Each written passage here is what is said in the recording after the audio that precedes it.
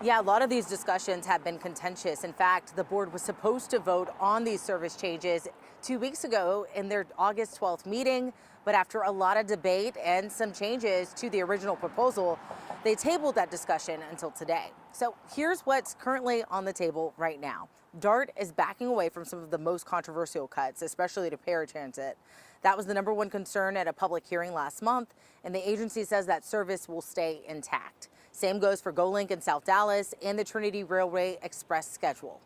But under the current proposal, riders will still notice some changes. A few bus routes are being discontinued, and trains and express buses will run a little less often, every 20 minutes during peak hours instead of every 15.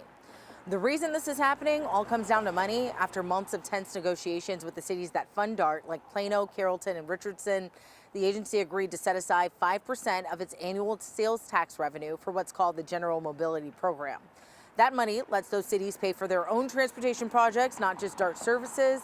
It was essentially a compromise to avoid legislation in Austin that could have cut a quarter of DART's budget. And it's not just service cuts being considered. Fares are on the table, too. Under this new proposal being voted on today, the all-day regional pass would drop from $12 to $9. A new reduced regional monthly pass would be set at $96. The regional annual pass would be eliminated completely. The 3-hour pass would stay at $3. The TRE one-way fare would remain at $6, and a single paratransit ride would be $4. And remember, this is all happening as the agency prepares to play this big role in next year's World Cup. The board is expected to vote on all of this today, and if it does pass, these changes would go into effect early next year. Sending it back to you. All right, thank you for the update this morning, Janelle.